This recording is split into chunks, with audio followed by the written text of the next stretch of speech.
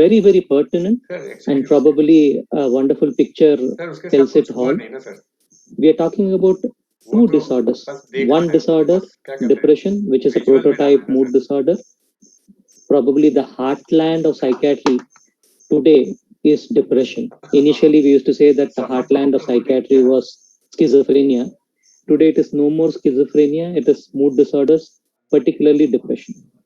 If you look at WHO statistics of 2016, it says more than 30% of all cause mortality or reasons for death was cardiovascular diseases alone. So we are looking at two important disorders and imagine what will be the state if they are both are comorbid. Now, this is not a fiction, it is in reality, particularly in our in practice, we see this condition coexisting very, very frequently. So probably this webinar will be interesting and we'll try to learn from each other's experience in understanding this comorbidity and treating it. As a professional, I always say that we wear various hats. The hat of a clinician, the hat of an academician, the hat of a researcher. Today I was trying to see what kind of an hat will I wear.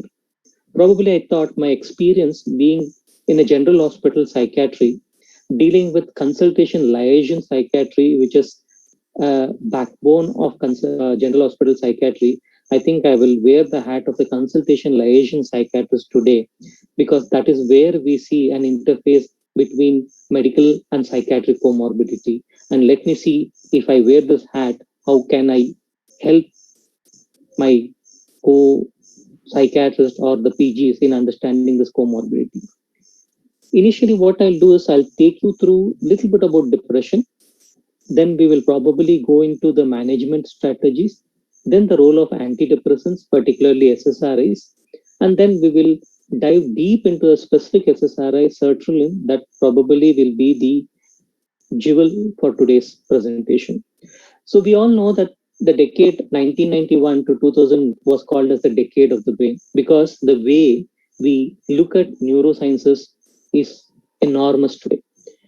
It's just not the brain. We're looking at neuroanatomy, neurophysiology, neuroendocrinology, neurogenetics, neuropathology, neuropharmacology. It goes on. And we have come to an extent where we see the brain along with its functions in real time. A lot of functional imaging techniques, be it SPECT or PET or whatever it is. So today, depression is no more an abstract illness. It's no more an illness of fiction. It is definitely visible in real time. So, but the only problem is replicability that plagues psychiatry. We'll try to see how much this real-time seeing of the brain, its pathology, helps in understanding the disease. Now, coming to depression per se, we all know that depression is a major illness. It's a very, very common psychiatric disorder, as I told you. Globally, more than 300 million people of all ages suffer from depression. That's 5% of the global population. Nearly half of these people live in Southeast Asian regions and Western Pacific regions, including two most populous regions, India and China. So we have a huge magnitude. About 5 crore people suffer from this disorder. In fact, it's the highest in Southeast Asian region. If you look at the recent National Institute of Mental Health and Neurosciences survey, 1 in 20 of us will have current depression. That is, in this session, out of probably 20 of us are there, probably one will be having a current depression, a syndromal depression, or a clinical depression. We know that the gender differences exist and it is quite pronounced. For every one male, there are 2 females that gets affected. Here, cardiovascular morbidity is probably much more common in men, but at a certain age, probably after menopause or post-menopausal, the risk of cardiovascular morbidity becomes equal between genders. And that's the time when depression also increases, probably in the 3rd, 4th, 5th decade. So 4th and 5th decade, when the differences between gender differences is minimal, cardiovascular morbidity and depression strikes in, making it enormous. This global gender differences is not only present in our country, but it is a global phenomenon, as you see in the WHO region-wise slide. Now, as I told you, depression can be seen at any age group, in any gender, but however, it is usually as its highest prevalence or peaks its prevalence somewhere in the 4th, 5th, and the 6th decade.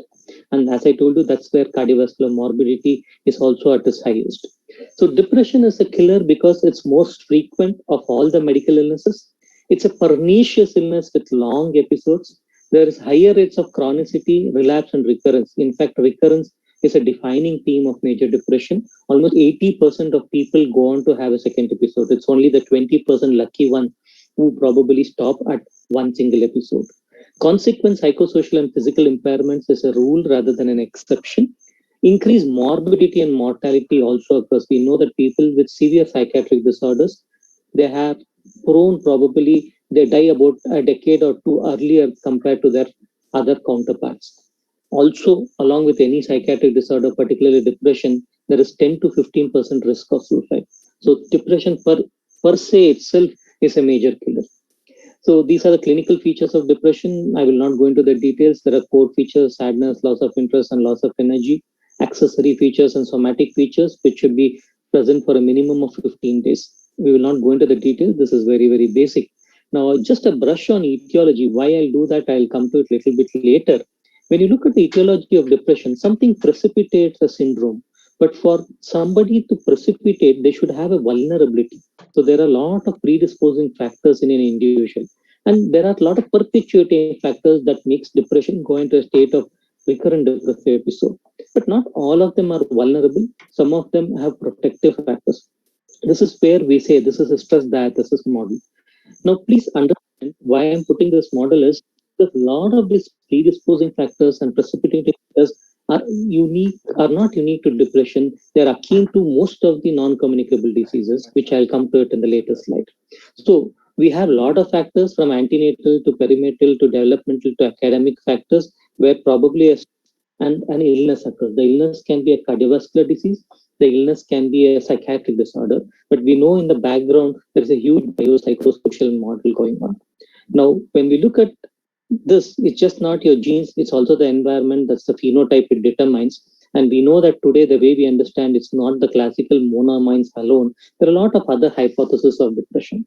Now, if you look at these hypotheses and then try to make a syndrome of these hypotheses with various pathophysiological mechanisms, it all boils down to an concept where it is comorbidity is a rule rather than an exception. Now, comorbidity can be psychiatric comorbidity per se, like major depression can be comorbid with other psychiatric disorders, be it generalized anxiety, panic, substance use, or a chronic low mood like dysthymia. But it is also comorbid with other medical disorders, particularly cardiovascular disorders, diabetes mellitus, and hypertension. Now, what does that mean is the relationship between depression and any chronic medical disorders, specifically cardiovascular disorders that we are talking today, is bidirectional. That is, depression can increase the risk of other chronic medical disorders. Other chronic medical disorders present there can worsen the risk of depression. Why? Because it's a shared etiological model or it's a shared biological pathways in the pathogenesis. So this is where I said, remember the stress diathesis model is the same genetic factors, childhood adversities that we are talking about, or it can be adulthood adversities, which leads to a lot of innate immunity and inflammation. We know that pro-inflammatory markers play an important role and also leads to dysregulation of HPA axis. This leads to a lot of unhealthy lifestyles and biochemically it leads to insulin resistance, beta cell apoptosis, hippocampal atrophy, endothelial dysfunction, circadian rhythm disturbances, etc. Now, this is the same etiological pathway for everything, be it depression, be it diabetes, be it cardiovascular diseases, or be it dementia also. So when we are talking about a shared etiological pathway, a shared biochemical pathway, the bidirectional relationship between depression and cardiovascular disorders can easily be understood. So the problem with comorbidity is we know that there are two different disorders which has huge magnitude or incidence on its own, and probably because of its chronicity, the prevalence of each of these disorders is again high. It leads to an increased morbidity and also mortality, because initially it was thought that probably psychiatric disorders or any mental health disorders leads to morbidity alone. But later we have realized that it's just not the morbidity, it's the mortality as well. Be it because of the shared biological pathway, be it because of the comorbidity, be it because of the worsening of the comorbidity, be it because of suicide. When comorbidity occurs, the prognosis is poor. That's what we need to understand.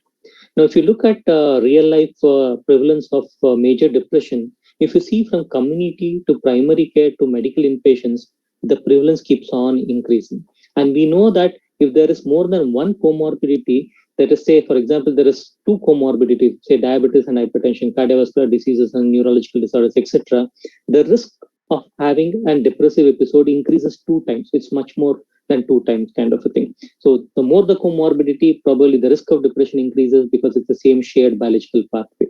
Now, prevalence of depression in patients with chronic disorders, according to various, this is particularly from the World Health Survey from Lancet, angina, diabetes, arthritis, asthma, they're all factors which increases the risk of depression by greater folds compared to the normal counterparts. Chronic complications in patients with depression, it can lead to chronic kidney disease, acute myocardial infarctions in about 19.8% according to this meta-analysis. We also have other comorbidities, including diabetes, but we'll stick on to cardiovascular disorders today. So are depressed patients more likely to be medically ill? Yes, according to this prevalence of comorbidity in depressed patient, which had a huge sample size of 1,500, this et al. Study, a part of the study group, cardiac conditions definitely are very, very high, and depressed patients are more likely to be medically ill. So, what happens? Why is that depression is a clinical burden? Depression is an independent risk factor impacting a range of medical conditions, and increasing risk of death and hospitalization occurs. It leads to all-cause mortality. It leads to an increase in prevalence of myocardial infarction. It leads to worsening of cardiovascular diseases and worsening of congestive heart failure state. So it can be vice versa also. In patients with congestive heart failure, there can be higher risk of depression. Cardiovascular disease, there can be depression later. So is it preceding or following an illness? Depression per se is definitely a clinical burden because it increases all-cause mortality.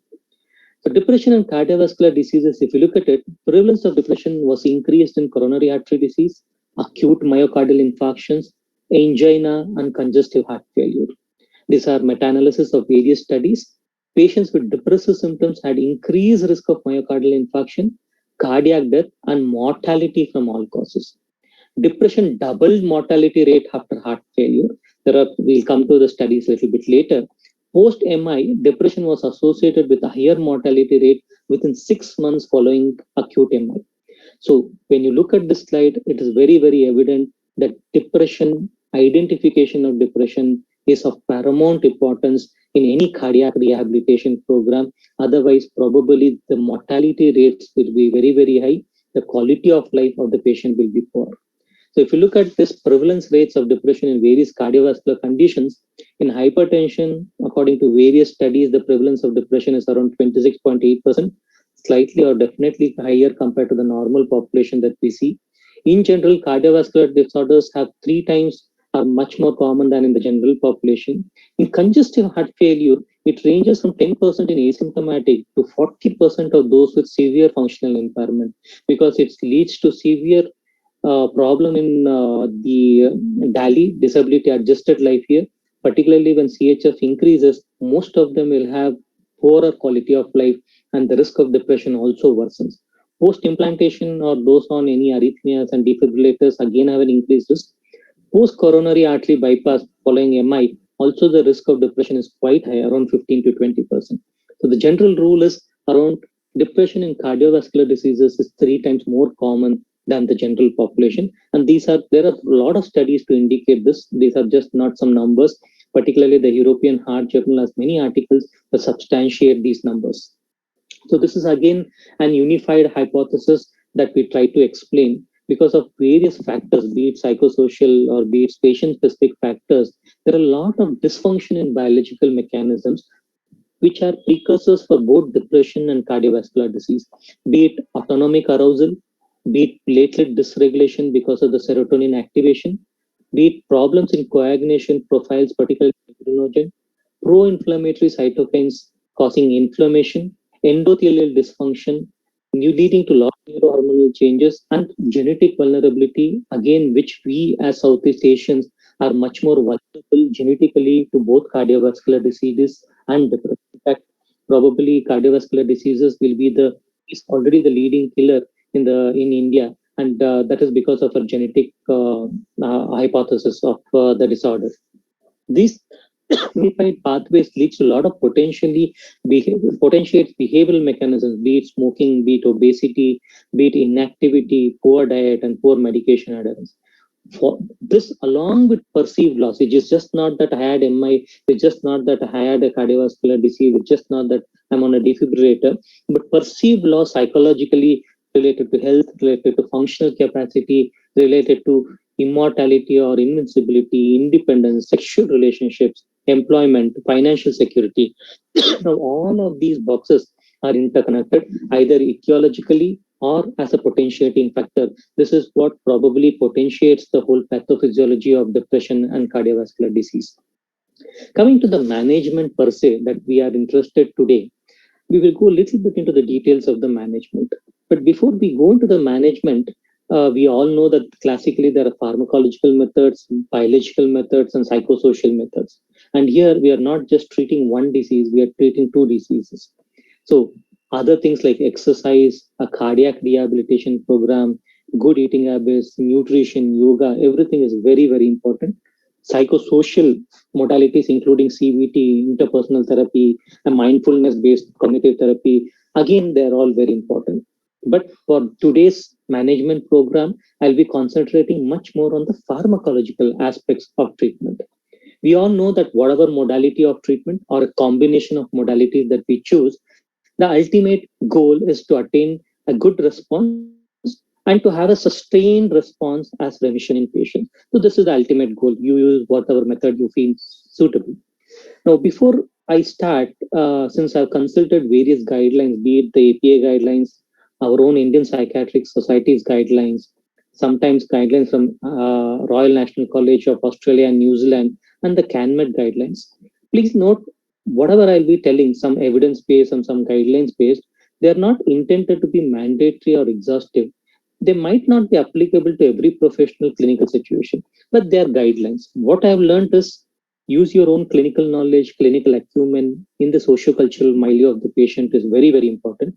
But whenever you're stuck, you don't know how to wiggle out, always go back to the guidelines. It's going to help you out. So when we do that, whenever we have a comorbidity, the first part in management is assessment and evaluation. Now, these are points that I've taken from Indian Journal of Psychiatric Clinical Practice Guidelines by Shiv Gautam et al. In 2017. And I will also try to see how we can use it when there is comorbidity. So basic assessment, history is important. History of what preceded first or what was the first, whether it was cardiovascular diseases or it was depression or where it started. The chronology is very, very important. Physical examination, particularly to look for any stigmata of cardiovascular diseases, is very, very important. General physical examination, including height, weight, obesity, truncal obesity, body mass index, or simple blood pressure measurement is extremely important. Looking for pulse is extremely important. Mental status examination to understand and pigeonholing into a diagnosis, either the categorical ICD or the dimensional DSM is important. We know that we try to pigeonhole a lot of disorders, but it is important in today's world to make a diagnosis. Then we need to have differential diagnosis on what is happening, particularly when patients present with post-MI depression, patient present with CHF and depression. It is very, very important to understand the organic nature. And then we need to understand what is the severity, what is the subtype, what is the specifier. We need to have a good liaison with the cardiologist. Areas to be evaluated, particularly post-MI, symptom severity, the ejection fraction, symptom dimension needs to be looked into. Basic assessment for comorbidity. We are not only looking at cardiovascular comorbidity, we are also looking at comorbidity like substance use disorders, which can be determinantal to both depression and cardiovascular diseases, or it can be a personality disorder in the background, which we need to deal with. Risk of self-harm. We know that whenever there is comorbidity, the risk of depression increases, so also risk of self-harm. So it is very, very important, particularly in the initial part of say probably post-MI phase or probably CHF phase where the patient is deteriorating, it is very, very important to assess for self-harm. Understanding socio-cultural milieu of the client is extremely important. Basic investigations or any sophisticated investigations which is required for both conditions can definitely be done. Assessment of caregiver, this is something very, very important because in today's world, since we are talking about a client-centered approach, caregivers knowledge, caregivers' attitude, caregivers' practice becomes very, very important, particularly when we are talking about cardiovascular disorders, because that is given much more importance and people tend to understand it compared to psychiatric disorders. As a professional, ongoing assessment in the form of how adherent you are to the medications, both cardiovascular and psychiatric medications, what are the adverse effects, what are the drug-drug interactions going on, what is the disability assessment that is going on, everything is very, very important. Along with that, at least in a medical college setup, we use additional or optional assessment, particularly in the form of standardized rating scales, both for depression and the cardiovascular morbidity, and sophisticated neuroimaging techniques, CT angiography, etc., are all available, which we can understand the pathophysiology of cardiovascular conditions. Now, once we have done that, we need to have a treatment formulation. Once we have understood what is the severity, or what is the comorbidity, and what is the relationship between cardiovascular disease and depression, we can have a treatment formulation. Please note the treatment formulation is dynamic. It is something that is feasible, that you discuss with the caregivers of the family and then take a decision. So, what is the treatment setting? Is it IP or OP? And what is the modality of treatment that you're using? What is the type of medication that you're using? This has to be discussed. In that way, the first option probably that you give it to a patient is pharmacotherapy, along with the rest of the options that we have already discussed. Luckily, today we have a gamut of antidepressants that are available that we can use. Recently, we were discussing about amitriptyline, and one of the senior psychiatrists commented about 4 decades back when he was a psychiatrist at the beginning of his career, there are only two antidepressants. It was imipramine or amitriptyline. So I said, morning I was adding all my patients on imipramine, evening I would augment it with amitriptyline because nothing else was available. At least today, we are not in that condition. We have an array of antidepressants available, the older one, the newer, probably the modulators, not only the inhibitors, etc. So we can pick and choose, but we need to know which antidepressants we need to pick. So factors that determine the selection of antidepressant drugs are either the patient-related factors or the drug-related factors. So what does that mean? Patient-related factors like past history of response, though we SSRIs are the best in the treatment of cardiovascular comorbidity, but it is also important which was the drug that the patient responded in the past. Past history of adverse effect to the drug of choice or to any other drug. Drug-drug interactions are very, very important because when the patient has cardiovascular morbidity, particularly recent in origin, the patient will be on multiple drugs, calcium channel blockers to beta blockers to antiplatelets, etc. So you need to be wary of what is the drug-drug interaction with your chosen drug. Age of the patient, young age, middle age, later age, gender, male or female, again is very, very important. Comorbidity, as we spoke, not only cardiovascular but other comorbidities. And at the end of the day, today we are in a world where we are dealing with patient's preference because what we follow is a client-centered approach. And for a healthy relationship, a therapeutic relationship between a doctor and a patient, a dialogue and patient preference is very, very important. As as psychiatrists or as specialists, we are aware of certain drug specific factors. What is the side effect? What is the cost of treatment? What is the dosing strategy? Because the patient is already on multiple other medications. What is the type of formulation? Say, probably the patient is having congestive heart failure, is having swallowing difficulty, is having something else. So, are you using an oral formulation? Are you using a parental formulation? What happens in safety in overdosage, particularly when I told risk of self-harm is high, giving drugs which has a narrow therapeutic index like amitriptyline might be detrimental to the patient because if he overdoses, particularly cardiac comorbidity and tricyclics like amitriptyline might be catastrophic. So you need to be aware of all these factors. So selection of a medication, we know that more than the efficacy of late, it has to be efficacious, no doubt, but it's a tolerability that is becoming a challenge because we know the treatment is going to be prolonged. It's going to be at least an year of medication. So tolerability is an important criteria. Most of the studies that we have been seeing with respect to use of antidepressants in cardiovascular comorbidity, SSRIs have been the drug of choice. And in general, they are most widely used antidepressants because of its tolerability profile. They're equally efficacious. So be it sertraline, be it escitalopram, fluoxetine, or paroxetine, they have been widely used for treatment of cardiovascular comorbidities in patients with depression. So let us see what is the evidence that we have to understand this use of SSRIs. So if you look at this chapter in depression and heart diseases by Alexander Glassman and Norman Sartorius, Glassman has been a pioneer in a lot of literature with respect to cardiovascular disorders and depression. According to this book, SSRIs are safe in immediate post-MI period and are effective antidepressants. Although evidence suggests that antidepressants are particularly active in more severely depressed patients, it is premature to conclude that there is no treatment effect in the less severe depressed post-MI patient. The SSRIs are definitely safer, and so this is a book review in 2010. Now, if you look at, give me one minute. Yeah, if you look at the other meta-analysis on efficacy and tolerability of antidepressants with treatment with antidepressants compared with placebo in depressed patients with coronary artery disease results in modest but significant therapeutic benefit according to this meta-analysis published in 2010 in Canadian Journal of Psychiatry.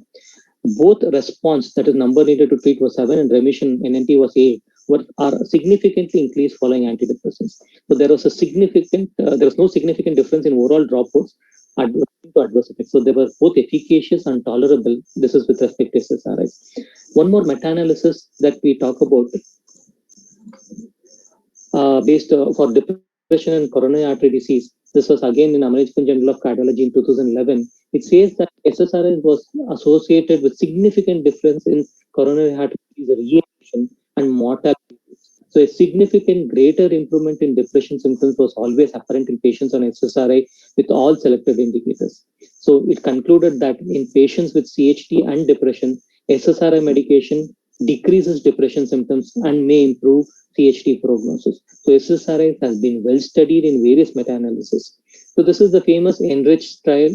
It had a population of more than 2,481 patients. This was following acute myocardial infarction. The entry criteria was the patient need to have depression, either major, minor, or even dysthymia, plus or minus no perceived social support. It was an RCT where the patient was put on both SSRI and CBT. CBT for about 6 months period, about 11 sessions in 6 months, and SSRIs for about 6 to 12 months. The outcome was depression with respect to improvement in BDA in the next 6 months. It was definitely beneficial. But with respect to recurrent MI or all-cause mortality in the next 4 years, there was no benefit. What does that mean is the intervention did not increase event survival, but improved depression and social isolation. So SSRIs for depression is definitely helpful. With respect to the event per se, we don't know because we know that it is multifactorial it might have a lot of other problems.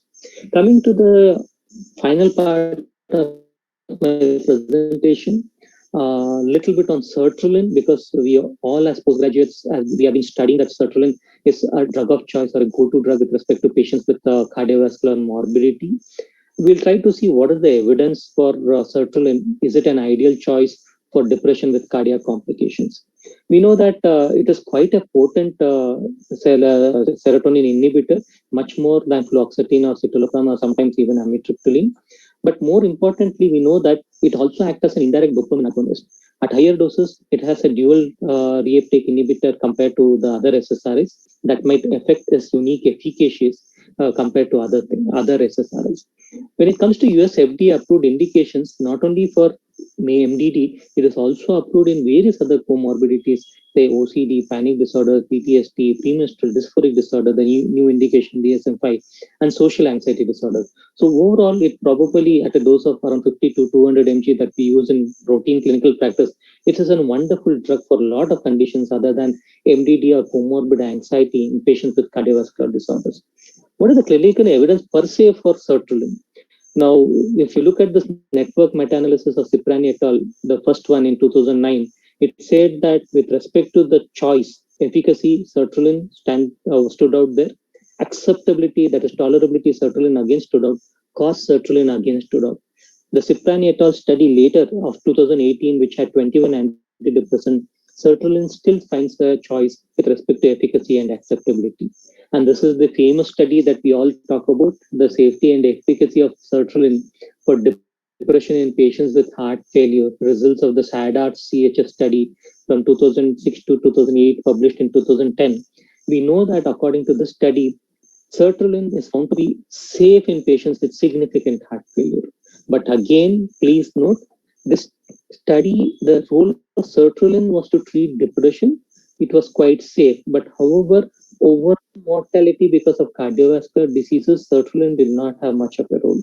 So to improve the quality of life, to improve syndromal depression, to improve probably the disability adjusted life here, SSRI in general, sertraline in specific is definitely a valid choice in patients with cardiovascular morbidity.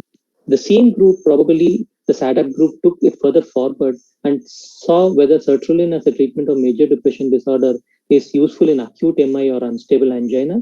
And yes, sertraline was effective antidepressant as measured by the CGI score by this team. Sertraline is particularly effective in those with recurrent depression and high HAM-D scores. So they concluded that sertraline is a safe and effective treatment for recurrent depression in patients with recent MI and unstable angina. So recent MI, unstable angina, chronic coronary vascular disorders, congestive heart failures, sertraline is definitely the drug of choice. So if you look at all the SSRIs, each one of them, fluoxetine to fluoxamine to paroxetine, have some general contraindications, but not absolute, some relative. Sertraline is one of the best. But however, citalopram particularly has dose-related increase in QTc. Probably we can generalize it to escitalopram as well. So citalopram or escitalopram, you need to be extremely careful in cardiovascular morbidity. However, sertraline is quite safe. So if you probably look at all the recommendations that I told you, NICE concluded that sertraline as first-line choice in patients with recent myocardial infarction or unstable angina is good. The CREATE trial said that first step in treatment of patients with major depression and coronary artery disease should be with sertraline. This was published in JAMA. Cochrane analysis said that trend favoring sertraline with respect to better efficacy and tolerability. So most of the guidelines agree to that sertraline is a good choice in patients with cardiovascular morbidity. So depression, to conclude, has widespread prevalence, has early symptom onset as early as 10, 14 years of age. Genetic vulnerability, we as Southeast Asians are much more vulnerable. Most of the time, depression per se is underdiagnosed and undertreated. It's a disease which has frequent recurrences.